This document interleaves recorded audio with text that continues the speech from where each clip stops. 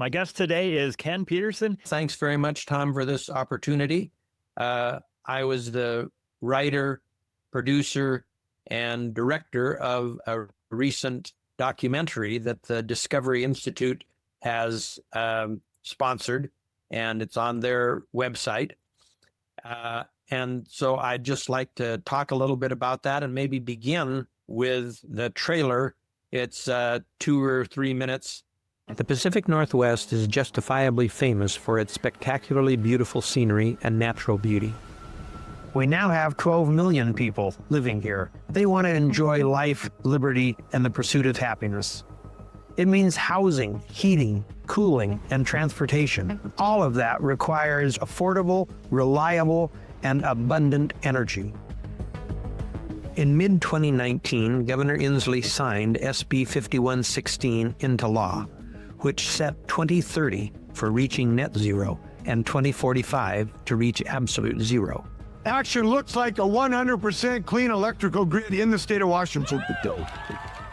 In 2021, Oregon enacted an even more aggressive mandate, House Bill 2021, which will move Oregon to 100% clean electricity by 2040, the most ambitious and most aggressive clean energy timeline in the nation, hands down.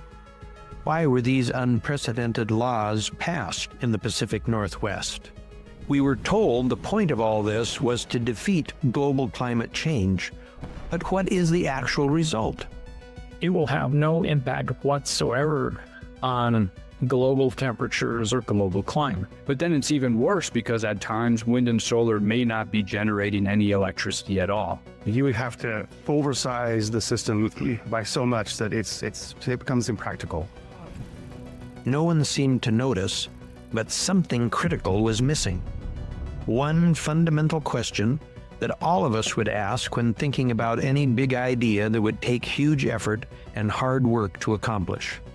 The missing question and the troubling answer is what this documentary is all about.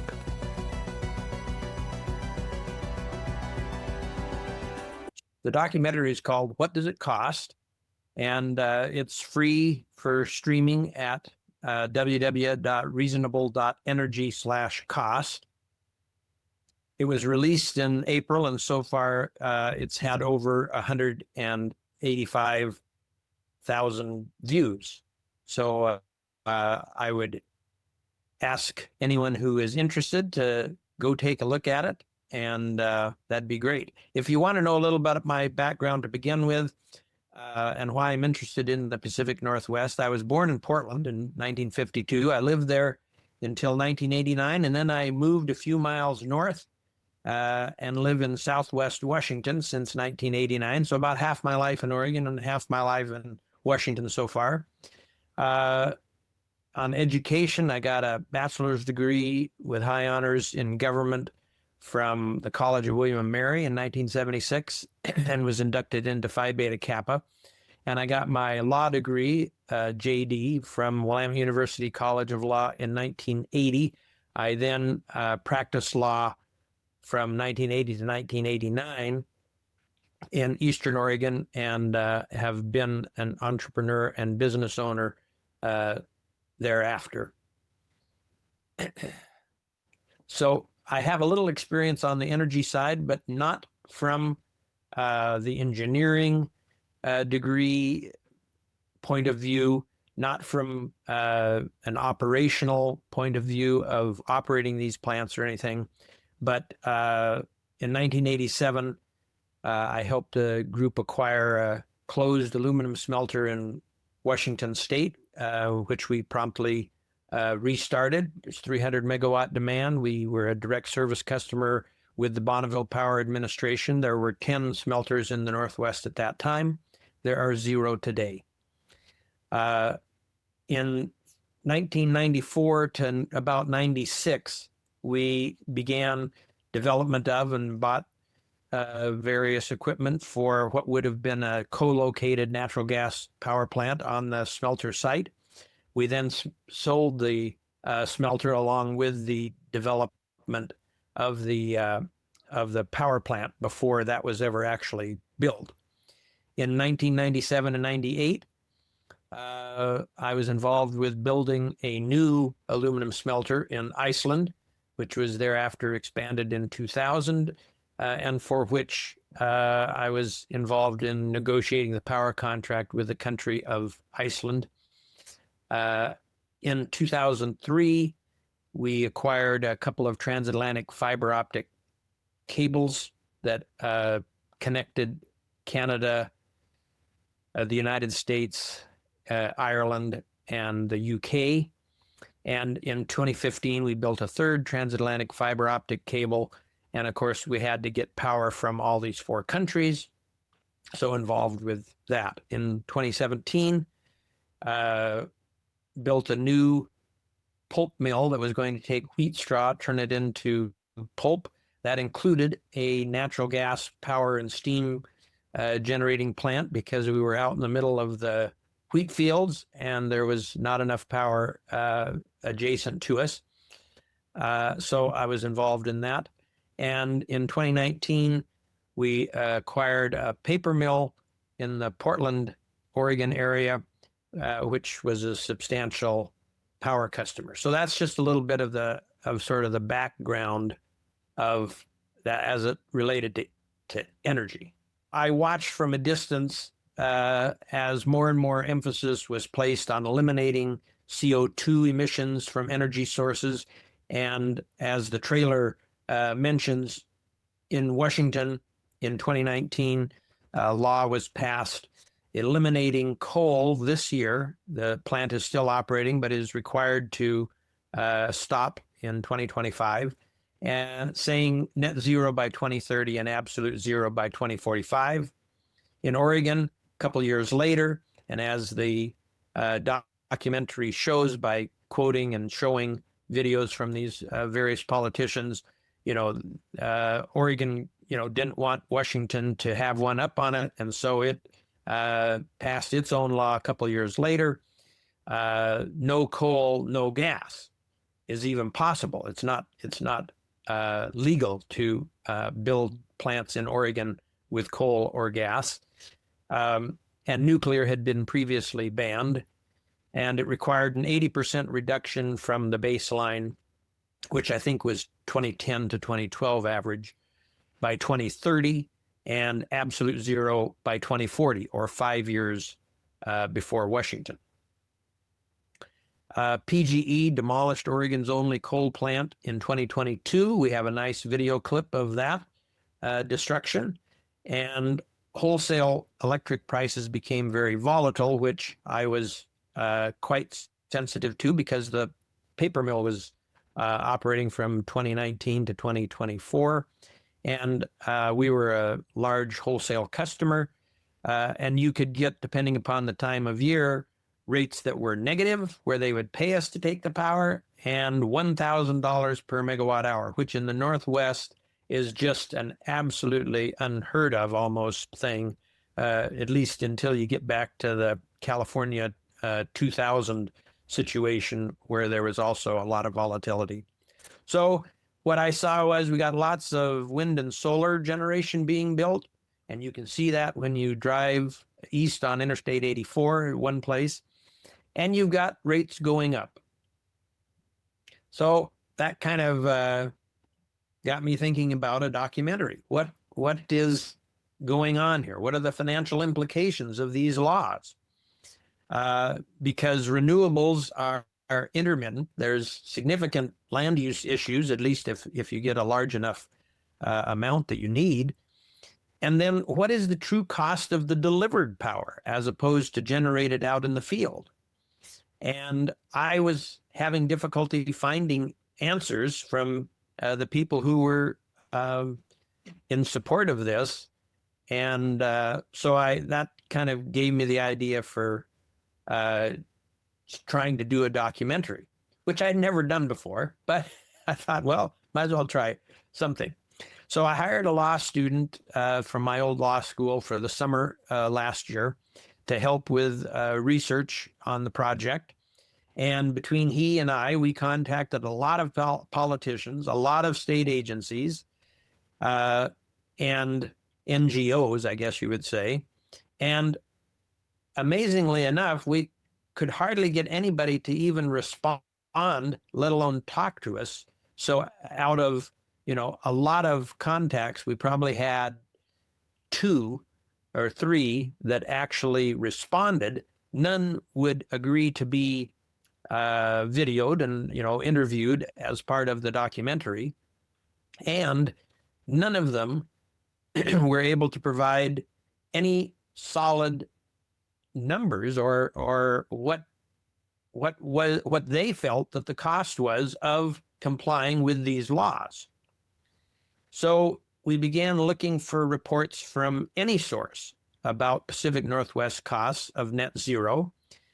We couldn't find any study, although the documentary mentions there were a handful of studies that were done between 2016 and 2022, but these were not based on the laws that were passed, but in many cases were based on ideas that people had. Well, what if could we do 80% renewables? And then they had a study, and okay, well, that's fine, but that isn't the law that passed.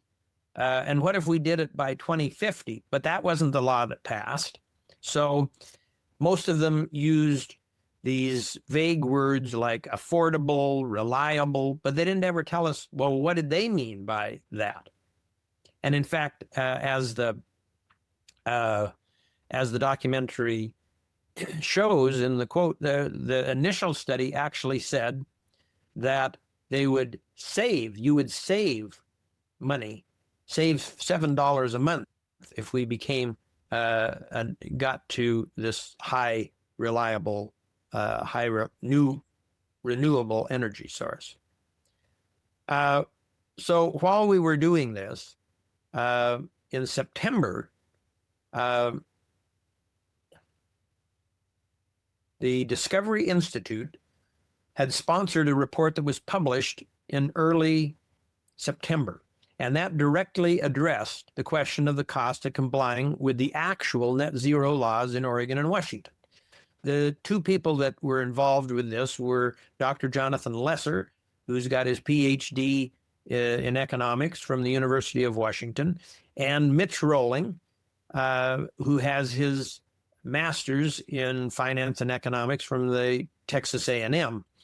And I should note here that if you read the report and you look at the documentary, there are different numbers, not in magnitude really, but in specifics, because the report was interested in what would ratepayers pay through 2050, and the documentary is interested in what would the total cost be by 2050, even if it wasn't all paid by ratepayers through that date. Well, how come there's a difference? Well, let's say that you put into place in 2040 a whole bunch of wind. Well, that has to be paid. You'd have to take a loan, or somebody would have to put in equity, but the ratepayers would not fully pay for that in 10 years. They would go over a certain life that the PUC allows them to do, and they would be in the rate base for that period of time. So what I was trying to do is saying, what is the cost of this? And what the report does is, what do ratepayers pay by 2050? So it's a slightly different question, I guess. So the first thing that Lesser and Rolling did was to figure out, well, what would be the demand in 2050 that you'd have to build for, and they did the whole thing. You've electrified your vehicles, you've electrified your building heating and cooling, you have data centers, and then you have the normal, population growth and increases and so on, minus any planned efficiencies. But no fossil fuels would be allowed for generation by 2040 in the case of Oregon and 2045 in the case of Washington. And their conclusion was demand will roughly double by 2050. And we looked at several other of these other reports, and they were basically the same on that point, that if you did all this, you'd roughly double your from where we are today. And they showed that residential electricity rates, so that's what's in the rate base, and what ratepayers are paying, will skyrocket from about 11 cents kilowatt hour, this at the residential level, to 28 cents. And that is not including inflation. So this is, if you have inflation general, that will be on top of it. And then they also determined, well, how much, it's very, very sensitive here. It's also, what do you have to build in order to get to this? Because you have to know that in order to calculate a cost. Well, the Pacific Northwest is blessed with an extensive and very large hydropower system. We have a nice clip of President Roosevelt back in the 1930s inaugurating Bonneville Dam. But it continues to be the case that more than 50% of Oregon and Washington electricity supply is from private and federal, private and actually PUDs, public utility districts, and federal hydropower. But it's maxed out. There's not going to be any more big dams. In fact, it was only, a couple weeks ago that President Trump put the kibosh on taking out 4 Snake River dams, which was on the table.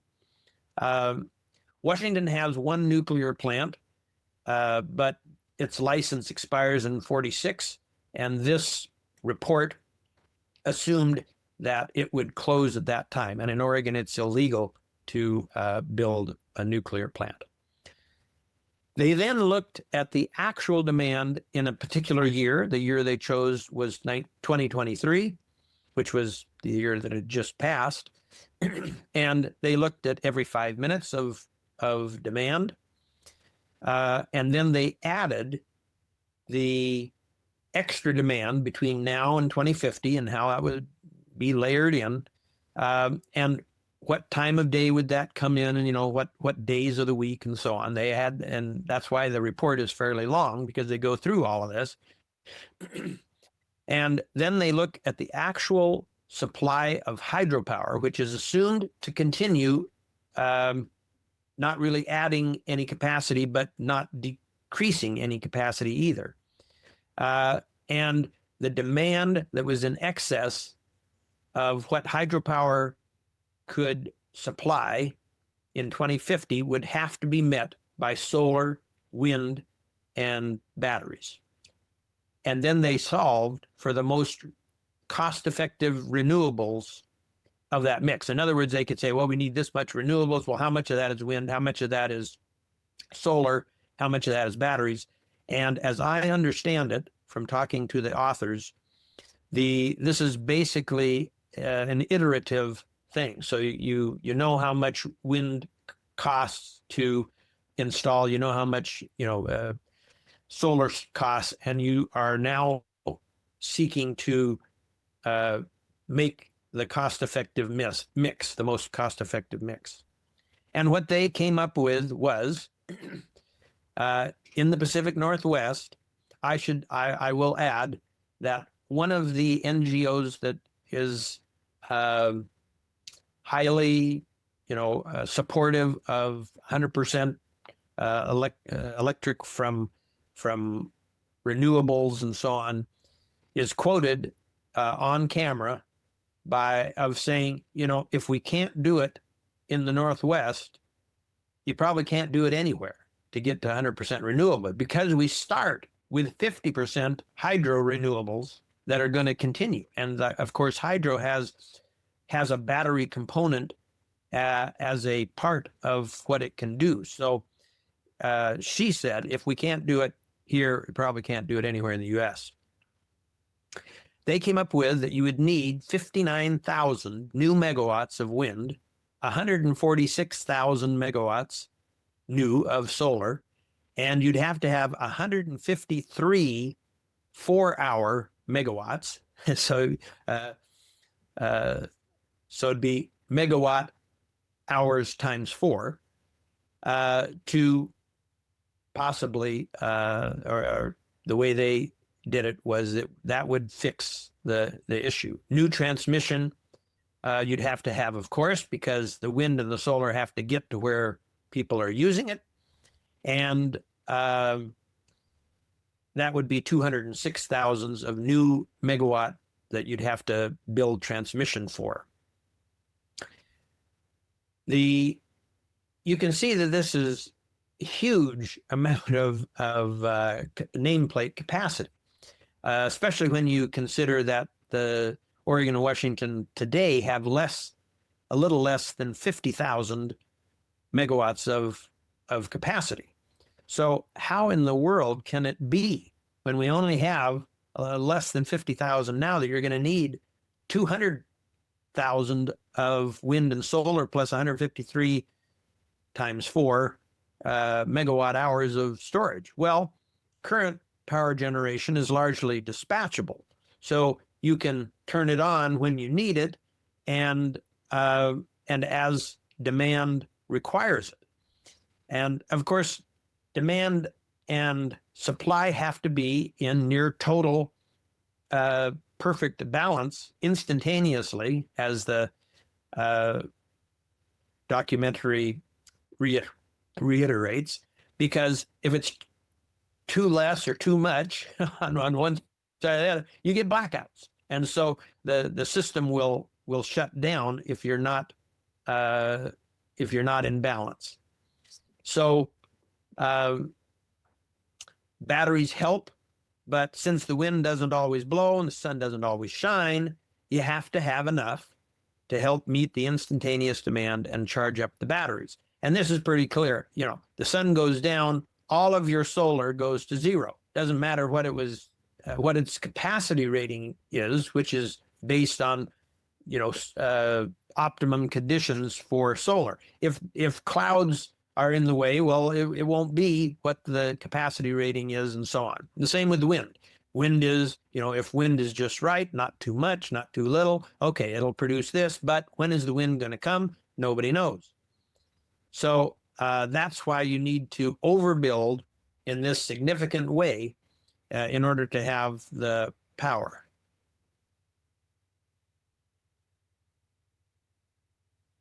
They estimated the cost. They used the data from the U.S. government, one of their agencies, on what the costs were. We took a look for the documentary and tried to take an independent look and found that in the case of not with transmission, but in the case of the wind, solar, and battery, that there was these were definitely in the mix of several. You can get several estimates, but this was definitely in some of them were lower, some of them were higher, and so $1,489 a kilowatt of capacity for wind, $1,502 for a capacity kilowatt of solar, and about $1,744 for a 4-hour battery per kilowatt hour. In order to get the megawatts, you got to multiply by 1,000. And so if you do the math, the wind, the additional wind, there's already some. So the additional wind would be, 87, 88 billion. Solar would be 219 billion. And the batteries would be 266 billion. And then I'm just noting that these estimates were kind of an average of the United States, and they also showed that the Pacific Northwest, for the reasons of, I guess, we're out of the way and not as much, I don't know, but that we're about 4% higher for our building costs. But we've only just begun, because that gets a bunch of windmills and batteries and solar panels stuck somewhere, but it has to get to where it's needed. And so you have to have high voltage transmission. And I'll mention this later, but this is where I think probably this is too understated, but I'll get to that later. The BPA estimated, and the report just took over, took this estimate of $145,000 per megawatt on average for additional transmission capacity. If we take that, then times the amount of new, we've got about another 30 billion. So now, the costs are adding up, but we're not done yet. So before 2050, we have to replace all of the wind, solar, and batteries that are currently existing, and all of the batteries that will be built before 2035. And I picked 2035 because in the research that we did, it appeared as though battery life was assumed to be about 15 years. So everything that you build between now and 35, because then it'd be 15 years to 2050, or that you've already built, has to be rebuilt during this period of time. And that comes out to be $53 billion. But of course, you have to operate these things until 2050 and maintain them and so on. And that's $73 billion, according to the report. And then taxes have to be paid on the equipment here.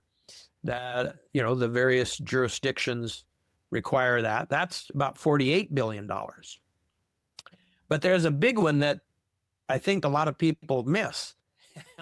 And that is, well, how are we going to build these things? And as I mentioned earlier, you're either going to borrow the money, which is probably going to be most of it, or the utility gets a regulated rate of return that it will get for equity that it puts into building infrastructure like this. And as you know from your house payments and so on, when you buy the house, you end up over the period of time of the financing paying a lot of financing costs. And that will be the same thing here. And the economists in this report figured out that was about $207 billion. So now you have to add all of these things together, and the final costs are about $1 trillion just for Oregon and Washington, starting with over 50% as hydropower. And so in the documentary, we sort of asked, well, what in the world is $1 trillion anymore anyway? Who knows? Well, one way to describe it is that in the state of Washington, if you add the state costs for all of the universities, community colleges, public schools, whether kindergarten, 8th grade, 12th grade, everything, that's 1 million students in the K through 12, and about 200,000 in the post high school, that it would take you 50 years to spend, for the state to spend at its current rate, $1 trillion educating all of 1.2 million people every year for 50 years. That's an example of what $1 trillion is in the Northwest. Another example is if you take all the households in the Pacific Northwest, it'll cost $200,000 per household to get this. Now, I mentioned earlier, I think that the costs are probably understated. And we showed examples of two big projects, transmission projects, in the Northeast. One is going from Canada to the Boston area. One is going from Canada to the New York area. And these are between 10 and 30 times more expensive than what the Bonneville power estimation is that is used in this report. And I think that it's more likely the case that what's happening currently is indicative of prices for this and not the BPA retroactive estimates, so to speak, because Bonneville has not built anything, any major project. They've kind of debottlenecked some places, but they haven't built anything for a long time. On the land use side, Dr. Lesser indicates that just, if you were to place all of these solar and wind and batteries, it would require between 25 and 30% of the entire land mass that is east of the Cascade Mountains in Oregon and Washington, which is a lot of land. And it's going to be more than that on what you actually see, because, you're not going to be able to put it in the wilderness areas and national parks and on the sides of mountains and so on and so forth. So it's going to take up a lot of area. And I believe that those are going to become increasingly difficult. We've had a big fight already on a rather small amount of solar that was going in eastern Washington. And usually people think, well, they're more conservative over there and so on, so they'll just let them build wherever. No, they got the permit, but there was a concerted effort. And I think that that'll just become more and more. I also think that they used the actual year of 2023. The actual year did have a period of time when there was not much wind. So, that was fine. But what you really need to do as a power planner is take a look at all of the things that are affecting your generation and optimize to a worst case. And there you would have to look at a water year. Water can be vastly different from year to year in the Northwest. You can have a low water year, a high water year, a medium water year. Wind can be different year to year. And also, when does it come and when does it go? Solar, the same is true. When do you have a bad winter and you get a lot of snow, or do you have a sunny winter? And then the temperature, as far as the lows and the highs. The worst case would likely require even more batteries, wind, and solar than they assumed in a particular year, which was 2023, which was not a particularly bad year, although it did have a few days of no wind. But I mean, it wasn't a howling gale in the winter or a crushing summer in the summer, and it was pretty good water and so on. So I think that these costs are probably understated in the real world. And so we got through with all of that in the documentary, and we've got $1 trillion. Well, what do we get for the $1 trillion? Because sometimes things that are really important and really valuable cost a lot of money. And the example that we used was a diamond ring. A guy wants to have his betrothed, and give her something really, really nice. You got to pay a lot of money, but it's worth it because you got a diamond ring, Well, what do we get here? And the politicians, as the trailer indicated, told us that the whole point here was to fight, and not just fight. We're going to defeat global climate change. And so Dr. Lesser takes these numbers, takes the actual numbers of how much CO2 is currently being emitted in power generation, and assumes that goes to zero by 2040. And he does both 2050 and 2040. Talks about them both in the documentary. It doesn't really change the outcome. And the entire time until 2100, if we would it would using the EPA model, this magic model, and I'm not a modeler, but I guess the EPA uses this thing, and the supposed result is that it would cool us down by 3/1000ths of 1 degree centigrade, which, as Dr. Lesser put it, it makes no practical difference. You can't perceive that, and in fact, you can't really even measure that with any thermometers that anybody uses. He says the average thermometer is about plus or minus half a degree, so it's like 70 times less than what you can measure, let alone perceive. And so we have a very expensive system that we end up with, and we're going to be paying for a long time, because then you got to replace them and so on and so forth. So this doesn't just go away. So we've got this very expensive renewable grid, and we've got nothing to show for it as far as what the normal person. Now, somebody got something. The utility companies and the bankers are getting $200 billion for financing all of this. And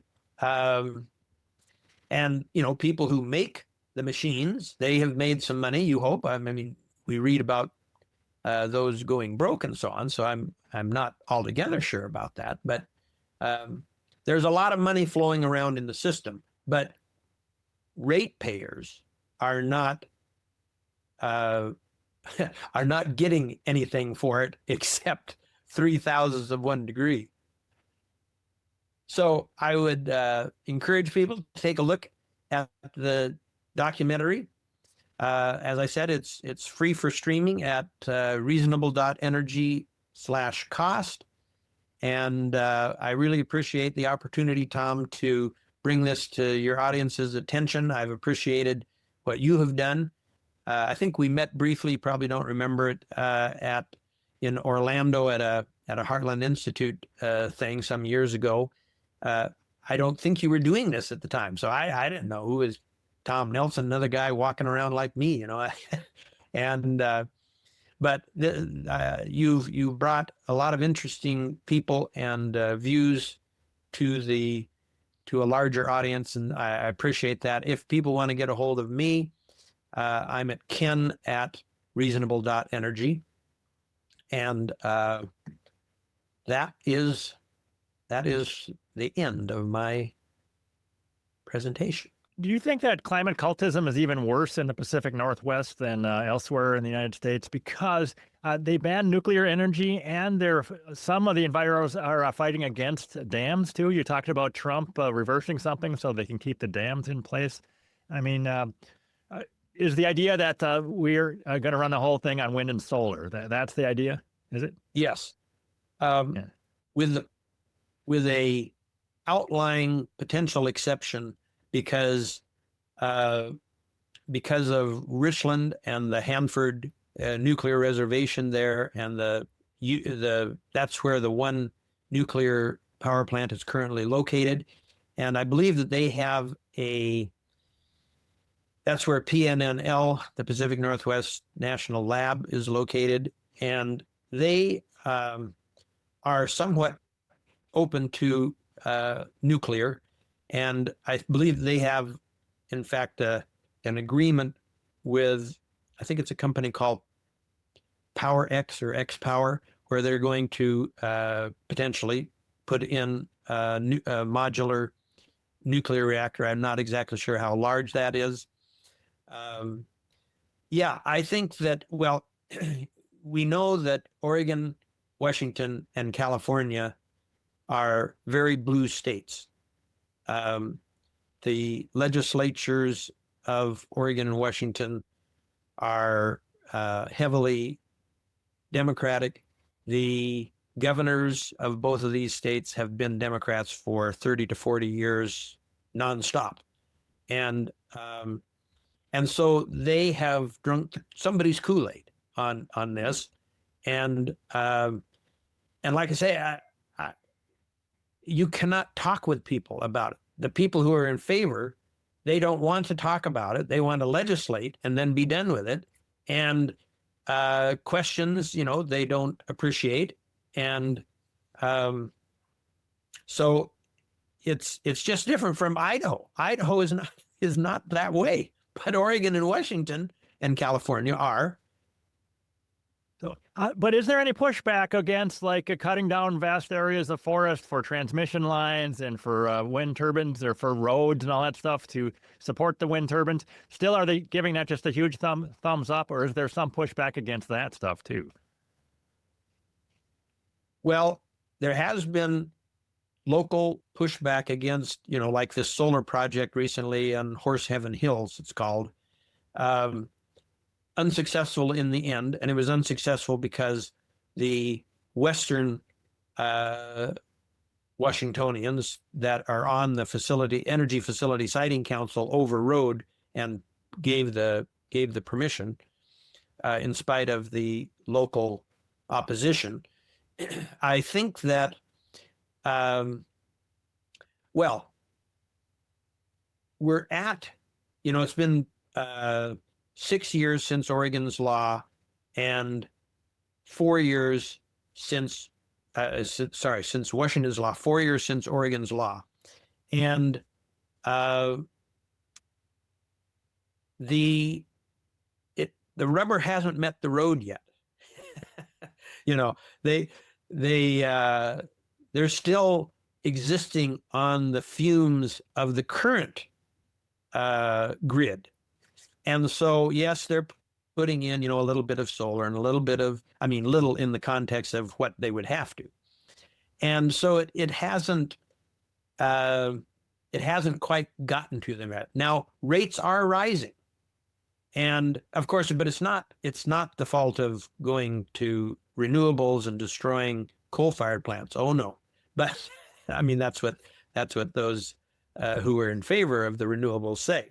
But rates are rising, and I don't know what the 2x4 has to be that hits us in the forehead to get people's attention on this, because there's a lot of things going on. People, most people are having their day is filled with, how do I feed my family? How do I have a house? And they're not into the, well, what did the legislature do? And what does that mean? And especially when the government and the people who are supposed to be having reports, don't say anything. So I think that it will come. My biggest fear at this point is, okay, it'll come. But if it comes, at 2032, we will have already spent X billions, hundreds of billions of dollars, and we're going to be saddled with that, even if you've come to your senses at that time. One other thing I'm curious about is this whole absolute zero thing by 2040. Does that mean jetliners with 3 million pound batteries that can still take off, and people and cows that don't breathe or fart? Or how does this all work? What are they thinking?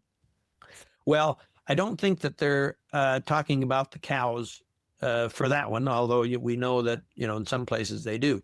But they're talking about generating sources, emission in the course of generation. Now, and that's separate from net zero, because in net zero, you can emit, but maybe you've done good things in Honduras or something. And so, you get to claim some credit or something, but that phases out under this scheme at one time or another, either 2040 or 2045. And then you just got to be, they say clean, but of course CO2, is clean. So it's, they mean something other than that when they say that. Okay. Any other points you want to make before we finish this one up? No, I think you've asked a very good question, and that really is what the documentary hopes to achieve before the 2x4 hits the forehead, and that is to think about it now. to understand that the trajectory that our legislatures and governors have put us on is this kind of thing, spending $1 trillion for nothing. And, you know, is that what you want? So I appreciate this opportunity, and thanks again, Tom.